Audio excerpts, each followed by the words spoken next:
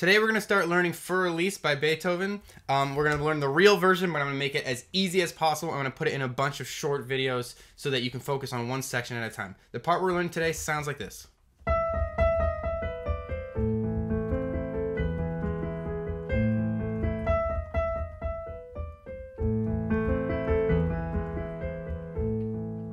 And it'll repeat from there, and we'll talk about that later.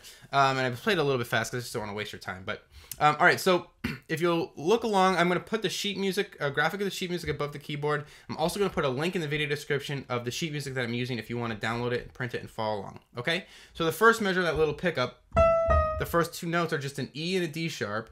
And what I really want to point out is that the first 5 notes of the whole song are E and D sharp. So with your pinky, come up here and grab an E. It's to the right of middle C. And I'm going to recommend your 3-finger, grab a D sharp. And you're going to play those first 5 notes are those 2 notes. 1, 2, 3, 4, 5. 1, 2, 3, 4, 5. Okay? After that, you're going to come down with your thumb and grab a B. So, ba da da da da ba. And you know where this is going. The next thing that you're going to do is you're going to have these see this shape. Your 3 fingers are going to follow up. And so now you need a D, C, A with your 3, 2, and your 1 finger. So if you see these 2 shapes, 1 lone dude over here and 2 over here, and that sort of slides down, and you've got 1 lone dude over here, 2 over here, that'll help you remember that little pattern. E, D sharp, E, D sharp, E, B, D, C, A. Super slow version. So practice that one pattern over and over and over until you get it.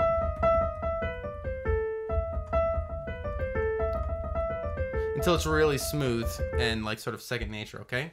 Now, as soon as you hit that A with your right hand, we're now if you look along on the sheet music, we're in measure 3, and then that's the first note in measure 3. And as soon as I hit that, I'm going to hit an A with my left hand. Okay? So now you'll see the left hand has like 3 notes. And I think this is ped underneath it. We'll talk about that later. So you've got an A, an E, and another A. Those are the 3 notes that the left hand plays in measure 3. And then the right hand follows up right after it by playing a C, an E, and an A. And you notice that I'm playing that A on the top here, over here, with my 4-finger, and that leaves my pinky open to hit the next note in the next measure. So it'll probably help for you to play with this fingering, okay? If you're into music theory, you might have noticed that you're basically playing an A minor chord here. Yeah, you're just playing an A minor chord. If that makes sense to you, cool, that'll help you. Otherwise, don't worry about it. Okay? So, quick review. We just learned this.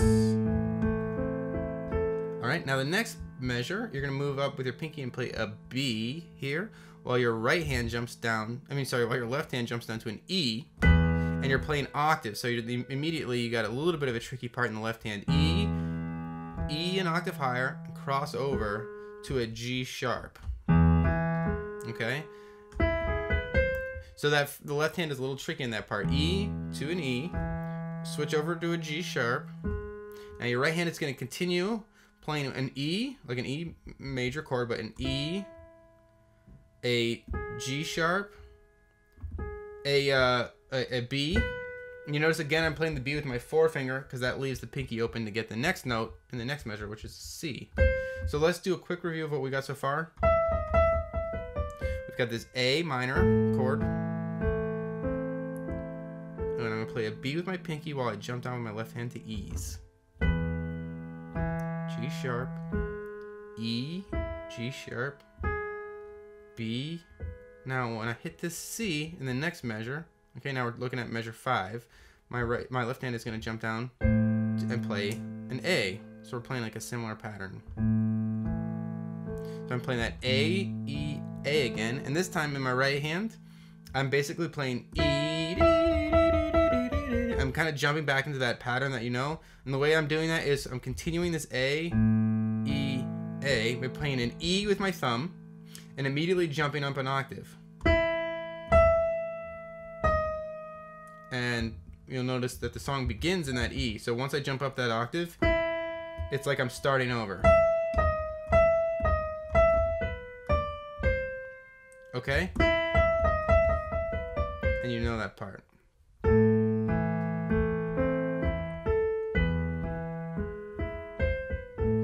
And notice I played something a little bit different there the second time. So let me just make sure that I'm really crystal clear, get you up to the part we know, and then I'll show you that last little bit and a couple of details. So we've got E, D sharp, E, D sharp, E, B, D, C, A. A minor chord that you're basically playing with your both hands. You play a B up here, go to E's.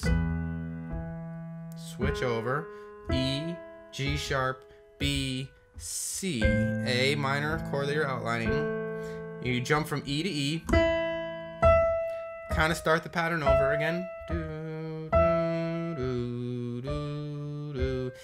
A minor chord that you're outlining. To B here, and you're going to jump down to E's here. Now instead of playing that up here, what you're going to do is this.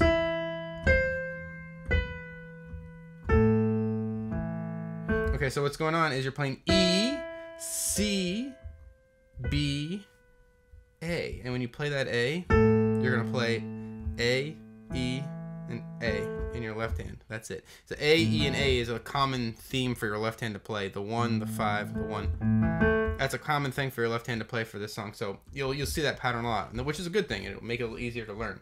So you'll see that it repeats right at that part, and that's the section I'm teaching you right now. The one, so a couple tips that'll help you. You see that it repeats at the end there. What I want you to do is to imagine hearing a fourth note on that last measure, that measure right before it repeats. Instead of hearing bum, bum, bum, and then sort of guessing when to come in, imagine that you're playing a fourth note. Like that one, for instance. And then, so it's almost like there's a rest. You can even say rest. Note, note, note, rest. Start. Okay, so that by adding that little rest in there, it helps you know when to come in. That's tip number 1. Now, tip number 2, you'll notice it says pad. I mentioned we were going to come back. Pad, and it's got that flower thing to the right. Every time you see pad in the flower, that means you're going to push down the right pedal, the sustain pedal on your keyboard or your piano, and you notice that lets your notes get kind of like airier. They get a little more ambient sound going on. So you want to clear each measure in this song. You want to clear each time you sort of change chords. So listen to it how it sounds. I'll try and exaggerate the pedal. No pedal, and pedal here. You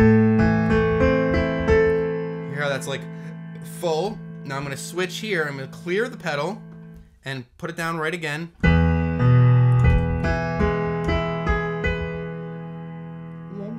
You hear that sort of thing, and then you switch again.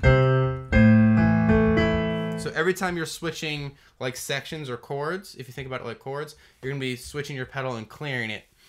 So try and pay attention to that in the music. Mess around and you do what sounds right. Usually if you just do what sounds right, you kind of get it, which is the cool thing about the pedal. Anyway, that's the first tutorial that we're learning, the first section of the song. I really hope it helped you. Don't forget to like, comment, and subscribe. And stay tuned for part 2 coming out soon.